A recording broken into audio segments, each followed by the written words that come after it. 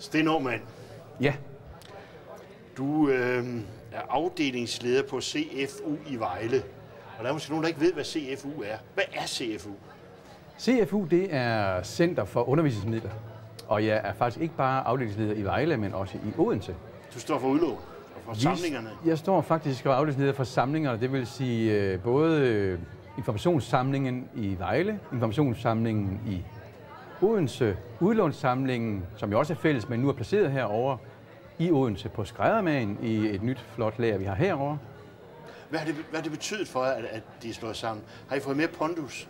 Ja, altså vi har helt sikkert fået et rigtig stærkt center for undervisningsmidler ved at gå sammen og kunne lægge vores samlinger sammen, og alle de gode kræfter, der har været på begge sider af Lillebælt. Altså Center for Undervisningsmidler i Vejle og Odense har faktisk haft, skal vi kalde det, ry for at være i Superligaen blandt Center for Undervisningsmidler på landsplan.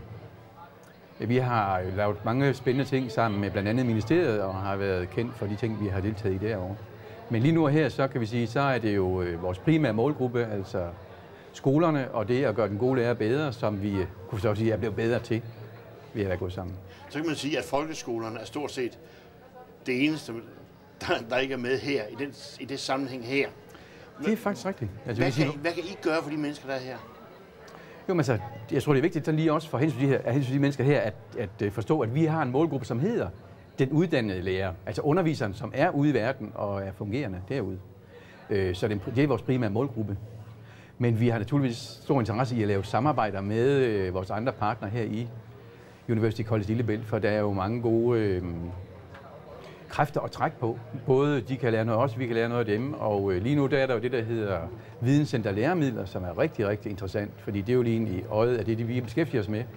Og hvor den teoridel og den forskning, som kan være her, kan i hvert fald bidrage til, at vi kan formidle på allerbedste vis. Og på den måde, vi arbejder med teori og praksis på skolerne og materialerne, vil kunne bidrage til den måde, man ser på verden på. Så det glæder vi os da meget til, rigtig meget til.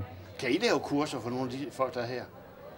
Det gør vi allerede. Altså, vi bidrager også med de kræfter, vi har. For eksempel interne kurser lige nu omkring Officeparken. Det er faktisk os, der både udbyder og laver læremidler til dem på nettet og gennemfører de kurser. Så det gør vi allerede. Der var nogle af de lærere, jeg talte med før, jeg kom til at snakke om det system her med Lillebælt.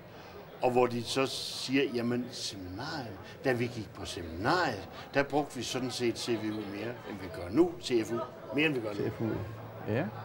Jo, men man kan sige, som en lærerstuderende, primært jo, det er jo primært de lærerstuderende, ja. De har selvfølgelig meget glæde af at kunne komme hos os, trække på vores konsulenter i form af viden om de læremidler, der findes, eller nogle gange også faktisk de opgaver, de er ved at skrive, eller noget. For nylig har vi haft nogle ting, som handlede om det at kunne fremlægge vigtige opgaver, og så faktisk kunne møde den rigtige lærer og konsulenten hos os og få et feedback på sit arbejde. Ja. Nu kommer det til seminariet igen, men det hed det jo faktisk. Det var det, ja, det er rigtigt. Ja. Har I direkte kontakt med læreruddannelsen i Jelling og pædagoguddannelsen i Jelling? Ja.